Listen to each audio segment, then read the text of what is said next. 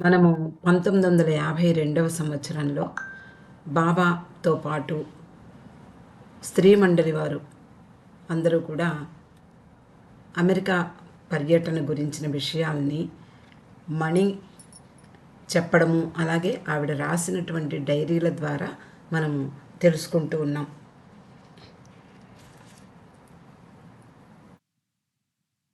New York దిగారు.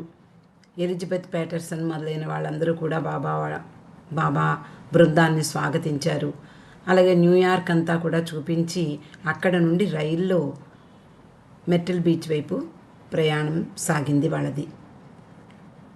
మెర్టిల్ బీచ్కి కొంత దూరంలో ఉండగా, అంటే ఫ్లోరెన్స్ స్టేషన్ అక్కడ దిగారు వీళ్ళు. అక్కడికి మెర్టిల్ బీచ్ 70 మైళ్ళ దూరంలో ఉందట. ఎలిజబెత్ వాళ్ళందరినీ కూడా కారులో తీసుకువెళ్ళింది. డేలియా, అలాగే రువానో, మార్గరెట్ వీళ్ళందరూ కూడా బాబా బృందంతో కలిసి వస్తున్నారు. మెర్టిల్ బీచ్ కేంద్రంలో వీళ్ళందరూ మొదట బాబా కొరకు ప్రత్యేకంగా నిర్మించబడినటువంటి బాబా ఇంటికి వెళ్ళారు. అది చూసిన వాళ్ళందరికీ చాలా అందంగా ఉంటుంది. నేను రేపు కొన్ని ఫొటోస్ చూపించడానికి ప్రయత్నిస్తాను. మెర్టిల్ బీచ్ ఎంత అందమైందో, చాలా అద్భుతంగా ఉంటుంది. మొట్టమొదటి వెళ్ళిన వాళ్ళకి మరింత ఆనందం కలుగుతుంది. మణి తన అనుభవాలన్నీ కూడా ఇక్కడ పొందుపరిచింది. ఇది బాబా ఇల్లు చాలా ప్రత్యేకంగా నిర్మించబడిందట. అంతేకాకుండా ఆయన బెడ్రూము సౌండ్ ప్రూఫ్. బాబాకి సౌండ్స్ అంటే పడవు. నిజానికి ఎంత గందరగోళంలో ఉన్నా కూడా ఒక్కొక్కసారి బాబా ఏమీ పట్టించుకోరు. కానీ చిన్న మండలి వాళ్ళు చిన్న శబ్దం చేసినా ఆయన డిస్టర్బ్ అయ్యేవారు. కాబట్టి ఎలిజబెత్ ప్యాటర్సన్ ప్రతి విషయంలోనూ బాబా యొక్క ఇష్టాన్ని అనుసరించి ఆవిడ ఎన్నో ఏర్పాట్లు చేసింది.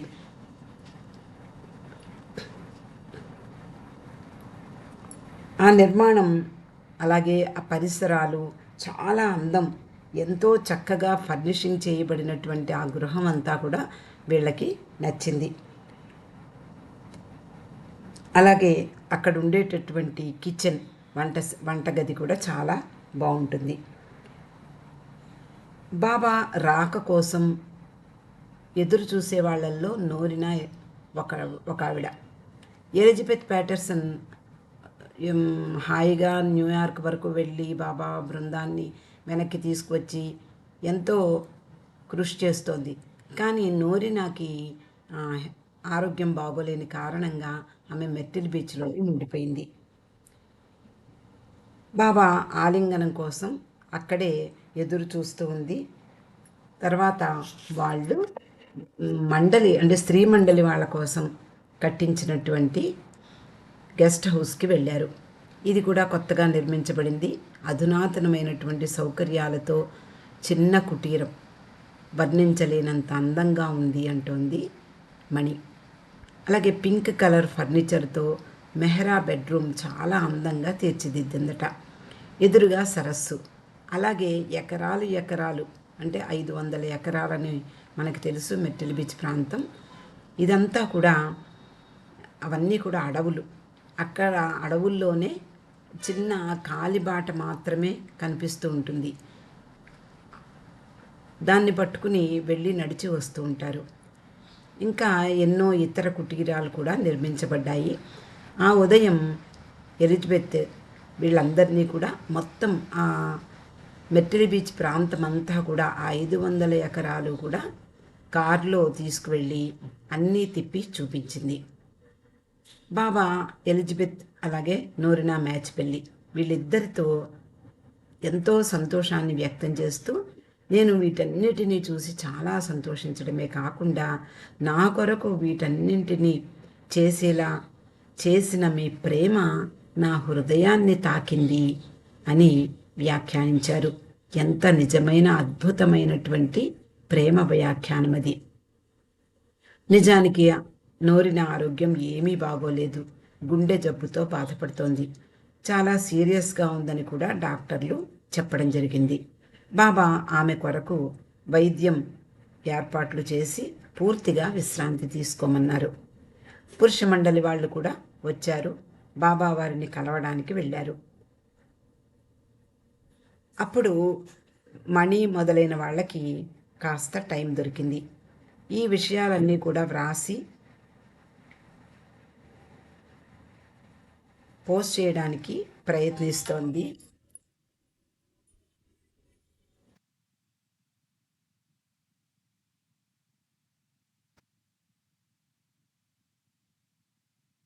ఈ విషయాలన్నీ కూడా వ్రాసి పోస్ట్ చేయడానికి ప్రయత్నిస్తోంది మణిజ. ఇవన్నీ వ్రాస్తూ ఇక్కడ లేనటువంటి అంటే కుర్షెద్దు, నాజా, సూనామాసి అందరూ అక్కడున్నారు. వాళ్ళందరికీ ఈ లేఖ వ్రాసింది. చాలా హడావిడిగా ఉండి కూడా ఈ విషయాలన్నీ కూడా వ్రాస్తున్నాను. బాబా చాలా బిజీగా ఉన్నారు, రెస్ట్ కూడా తీసుకోవడం లేదు, అలాగే నిద్ర కూడా బాబాకు సరిగ్గా లేదు. అలా ఈరోజు కొంచెం జలుబు చేసింది కూడా, విశ్రాంతి తీసుకోవాలనుకుంటున్నారు అంటూ రాసింది. ఎలిజబెత్ అలాగే నోరినా వీళ్ళు బాబా ఆదేశించినట్లే బాబా రాక గురించి ఎవ్వరికీ చెప్పలేదు, రహస్యంగా ఉంచారు. కాబట్టి ఎవరు కూడా ఎయిర్పోర్ట్కు రాలేదు, పత్రికా విలేకరులకు కూడా ఎవరికి తెలియదు. తర్వాత ఒక ఏజెంట్ని అరేంజ్ చేశారు. ఇంటర్నేషనల్ ఎయిర్వేస్ యొక్క ఒక ఏజెంట్ని వీళ్ళు ఏర్పాటు చేశారు. ఆయన కూడా బాబా ఎవరో తెలియదు, మిస్టర్ ఇరానీ అంటూ బోర్డు పట్టుకుని నిలబడి బాబాను స్వాగతిస్తూ షేక్ హ్యాండ్ ఇచ్చాడు. అనుకోని వారికి కూడా బాబా అలా దర్శనమిస్తూ ఉంటారు అంటూ మణి ఆ విచిత్రమైనటువంటి సన్నివేశాలని కూడా గుర్తుపెట్టుకుని వ్రాసుకుంది తన డైరీల్లో. ఇది ఈ ఉత్తరం అంతా కూడా నిన్న పోస్ట్ చేయాలి, అంతకు ముందు రోజు పోస్ట్ చేయాలి, కానీ పంపించే ముందు మరికొన్ని విషయాలు వ్రాయొచ్చు అని చెప్పి మణి మళ్ళీ ఆ ఉత్తరాన్ని పూర్తి చేస్తూ మరికొన్ని విషయాలు వ్రాసింది. అక్కడ బాగా చలిగా ఉందని, మబ్బులు విపరీతంగా ఉన్నాయని, గత రాత్రి బాబా అస్సలు నిద్రపోలేదు, జలుబు చేసిందని, అలాగే రేపు ఎండ వస్తే బాగుంటుంది, ఇలా అనేక విషయాలు ఆ ఉత్తరంలో పొందుపరిచింది మణి జైరాని. గెస్ట్ హౌస్ అంటే స్త్రీ మండలి వాళ్ళు ఉండేటటువంటి ఆ గెస్ట్ హౌస్లో దగ్గరగా ఉండేటటువంటి పైన్ చెట్ల సువాసన లోపలికి వస్తోంది.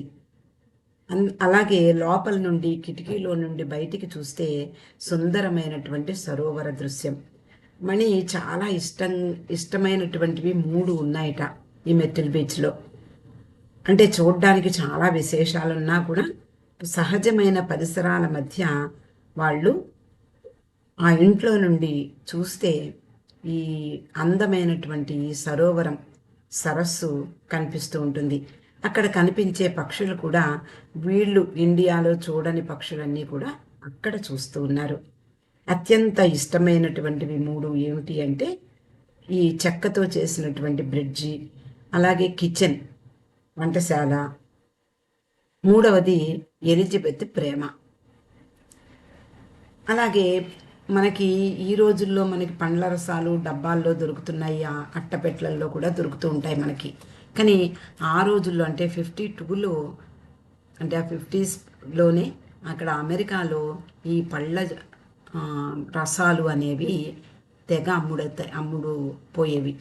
అంటే వాళ్ళు ఎక్కువగా పంట వచ్చినప్పుడు ఏం చేయాలో తెలియక ఈ రసాలు తీసి నిల్వ చేసి అమ్ముతూ ఉండేవారు. అదే ఇప్పటికి కూడా సాగుతోంది. ఆ పండ్ల వ్యాపారం ఎంత ఉంటుందో ఆ పండ్ల జ్యూస్ కూడా అనేక రకాలైనటువంటి, కనీసం నాకు తెలిసి 1000 రకాలు ఉంటాయేమో. ఆ జ్యూసులన్నీ కూడా ఎలిజబెత్ ప్యాటర్సన్ వీళ్ల కోసం కొన్ని జ్యూసులు ఏర్పాటు చేసింది మెర్టిల్ బీచ్ సెంటర్లో. అంటే గెస్ట్లు వస్తే మనము వాళ్ళ గురించి ఆలోచిస్తూ ఇది ఇది ఇది తింటారేమో లేకపోతే అది తాగుతారేమో అనుకుంటూ మనము ఏర్పాట్లు చేస్తాం. అలాగే ఎలిజబెత్ ప్యాటర్సన్ వీళ్ళందరి కోసము ఎన్నో ఆలోచించి ఇవన్నీ కూడా సేకరించి పెట్టింది. ఈ గెస్ట్ హౌస్లో ఒక కనపడకుండా గోడలో ఉన్నటువంటి ఒక అల్మేరా ఉంది.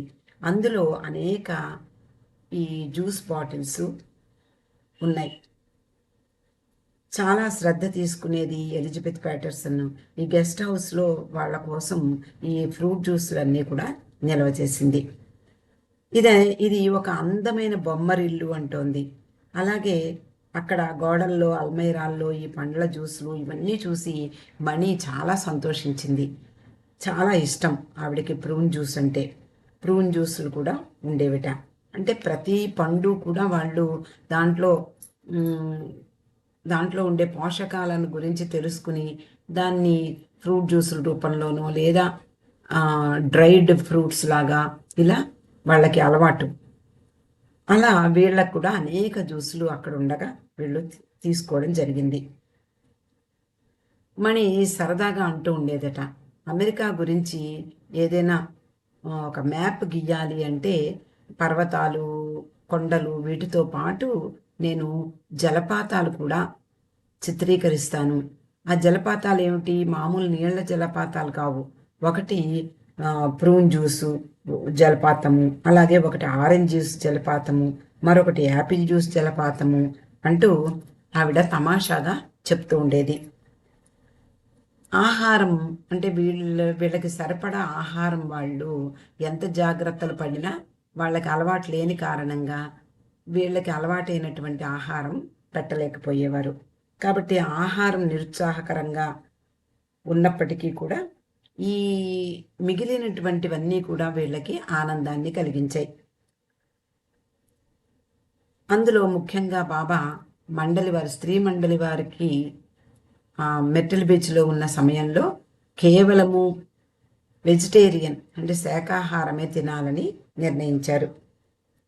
అక్కడ వాళ్ళందరికీ మామూలుగా మొట్టమొదటిసారి అమెరికా వెళ్ళేటప్పుడు చాలా విచిత్రాలుగా అన్నీ కూడా విచిత్రంగానే కనిపిస్తాయి. ఇక్కడ మణి వాళ్ళందరికీ కూడా అన్ని విచిత్రంగానే కనిపించాయి. ముఖ్యంగా వంట వాళ్ళు కూడా ఖరీదైన కార్లల్లో రావడం అనేది వాళ్ళకి వింతగా కనిపించింది. మనకి ఈ రోజుల్లో ప్రతి వాళ్ళకి వెహికల్స్ ఉంటాయి. ఏదో ఒక వెహికల్ లేనిది ఎవరు కూడా ఇప్పుడు రోడ్డు మీద నడిచేవాళ్ళు చాలా తక్కువైపోయారు. కానీ ఆ రోజుల్లో మనకి ఇండియాలో ఎక్కువ దూరం కాలినడకనే ప్రయాణం చేసేవారు, లేదా ఎడ్ల బండ్లు, మహా అయితే చేత్తో మనుషుల్లాగే రిక్షాలు ఇవే ఉండేవి ఆ ప్రాంతంలో. కానీ ఆ రోజుల్లోనే వాళ్ళు అమెరికా అభివృద్ధి చెందినటువంటి దేశాల్లో అది కూడా ఒకటి కాబట్టి ఆ రోజుల్లోనే ఎంతో అభివృద్ధి సాధించింది. కాబట్టి వంట వాళ్ళు మెట్టల్ బీచ్కి వచ్చేటప్పుడు వాళ్ళు పెద్ద పెద్ద పెద్ద కార్లలో వచ్చేవారట. వంట ఇంటి వరకు కూడా కార్లలో వచ్చేవారు. అక్కడ కార్లు ఆపి లోపలికి వచ్చేవారు. సెంటర్లో ఈ రువానో వీళ్ళందరికీ మెను, ఎలాంటి ఆహారాలు వండాలి, ఏమేమి వండాలి, ఎంత వండాలి, ఇవన్నీ విషయాలు చూసుకునేది. ఎన్ని రకాల కూరగాయలు ఇవన్నీ కూడా మణికి ఆశ్చర్యం గొలిపాయి. చాలా రకాలు ఉంటాయి ఇండియాలో. ఇప్పుడు మనకి అన్ని రకరకాలు కనిపిస్తున్నాయి, కానీ ఆ రోజుల్లో చాలా తక్కువ వెరైటీలు. అంటే ఏ ప్రాంతంలో పండేవి ఆ ప్రాంతంలోనే అమ్ముకునేవారు. కానీ ఇప్పుడు రవాణా సౌకర్యాలు అభివృద్ధి చెందాయి కాబట్టి మనకు కూడా అనేక రకాలైనటువంటి వెజిటబుల్స్ కానీ పండ్లు కానీ ఇవన్నీ మనకు కూడా కనిపిస్తూ ఉన్నాయి. వాళ్ళు అంటే వంట వాళ్ళ గురించి చెప్తోంది. వాళ్ళు కిచెన్ వరకు కూడా పెద్ద కారుల్లో వచ్చి చేతులు పైకి మడిచి మొట్టమొదట వాళ్ళ కోసం బ్రేక్ఫాస్ట్ చేసుకునేవారట. అది ఫ్రైడ్ చికెన్ చేసుకునేవారట. వాళ్ళు ముందర బ్రేక్ఫాస్ట్ చేసుకుని దాన్ని తిన్న తర్వాత అప్పుడు వీళ్ళకి వంట మొదలు పెట్టేవారు. మెహ్రా, మణి వీళ్ళిద్దరూ కూడా మామూలుగానే ఏకాంతవాసం అక్కడ కూడా కొనసాగించారు. వారి అందమైనటువంటి ఆ కుటీరంలో ఉంటూ ఎక్కువ సమయం అక్కడే ఉండేవారు. బాబా ప్రతిరోజు ఉదయం బ్రేక్ఫాస్ట్ టైంకి ఈ గెస్ట్ హౌస్కి వచ్చేవారు. తర్వాత స్త్రీలతో ఆ అడవిలో చాలా దూరం కాలినడకన ప్రయాణిస్తూ బీచ్కి వెళ్ళేవారు. అక్కడ నుండి మళ్ళీ తిరిగి ఈ గెస్ట్ హౌస్కి వచ్చేసేవారు. బీచ్కి వెళ్ళినప్పుడు స్త్రీలందరూ కూడా అక్కడ దొరికేటటువంటి నత్త గుల్లలు అంటే షెల్స్, ఆల్చిప్పలు అంటాం కదా, చిన్న చిన్న ఇప్పటికి కూడా మనకి మెట్టల్ బీచ్లో చిన్న చిన్న ఆల్చిప్పలు లాంటివి దొరుకుతాయి. అవన్నీ కూడా ఏరుకునేవారు స్త్రీలు. అలాగే డౌన్ టౌన్ అనేది మామూలుగా ఏ ఊరు వెళ్ళినా అక్కడ ఒక డౌన్ టౌన్ అనేది ఉంటుంది. మరి అది ఫస్ట్ కట్టినటువంటి ప్రదేశమో మరేమో నాకంత బాగా తెలియదు, కానీ ఆ డౌన్ టౌన్లో పెద్ద పెద్ద ఎత్తైనటువంటి ఆకాశ హర్మ్యాల్ లాంటి అంతస్తులు కలిగినటువంటి బిల్డింగులు ఉంటాయి. అక్కడ అంటే తల పూర్తిగా పైకి ఎత్తి చూడకపోతే ఆ చివరి అంతస్తు కనపడదు. అంతటి చాలా పొడవైనటువంటి పెద్ద పెద్ద అంతస్తులతో నిర్మించినటువంటి భవనాలు అక్కడ ఉంటాయి. చాలా చిన్న చిన్న రోడ్లు, అందరూ నడిచి వెడుతూ ఉంటారు. ఆ ప్రాంతంలో తప్ప నడిచి వెళ్ళే వాళ్ళు బయట ఎక్కడా కనపడరు. అందరూ కార్లలోనే ప్రయాణం చేస్తూ ఉంటారు. ఇవన్నీ మణికి చాలా ఆనందాన్ని కలిగించాయి. కొన్ని రోజులు బాబా స్త్రీలను బయటకు కూడా తీసుకువెళ్ళేవారు. సినిమాల గురించి మణి చెప్తూ అక్కడ అమ్మేటటువంటి పాప్కార్న్ అంటే మనకి ఇక్కడ ఇప్పుడు ఈ రోజుల్లో మనకు కూడా దొరుకుతున్నాయి, కానీ ఆ రోజుల్లో మనకి ఇక్కడ అంత అలవాట్లు లేవు. అక్కడ పాప్కార్న్ పెద్ద పెద్ద ప్యాకెట్లతోటి పాప్కార్న్ అమ్మడము, అలాగే సినిమాల గురించి చెప్తే మంచి మంచి కార్టూన్ సినిమాలు, మిక్కీ మౌస్ మొదలైనటువంటివి, అలాగే బీచ్, సముద్ర తీర ప్రాంతాలు, అక్కడ ఉండేటటువంటి విహరించేటటువంటి పక్షులు, ఇవన్నీ చాలా వింతగా కనిపించాయి మణికి. వాటి గురించి తన డైరీల్లో పొందుపరిచింది.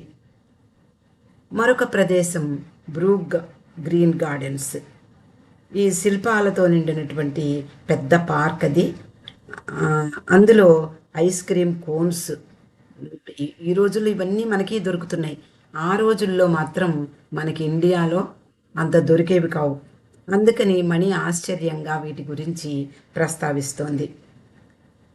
తర్వాత డోనట్స్ మనకి అంటే పెద్ద పెద్ద నగరాల్లో మనకి ఇప్పుడు కూడా ఇక్కడ దొరుకుతున్నాయి ఆ డోనట్స్.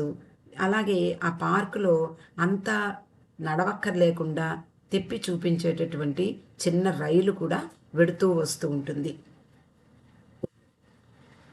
తర్వాత గెస్ట్ హౌస్లో సాయం సమయాల్లో అందరూ బాబా చుట్టూ చేరి జోక్స్ చెప్తూ ఉండేవారు. ముఖ్యంగా కిట్టి, మణి, మెహ్రూ బాబాతో సంఘటనలు అంటే బాబాతో వాళ్ళ జీవితంలో జరిగినటువంటి అపురూపమైనటువంటి సంఘటనలు, అలాగే వాళ్ళకి అందరికీ ఆశ్చర్యం గొలిపేటటువంటి సంఘటనలు, ఇవన్నీ కూడా అక్కడ ఉండేటటువంటి స్త్రీలతో పంచుకునేవారు మన దేశపు స్త్రీలు.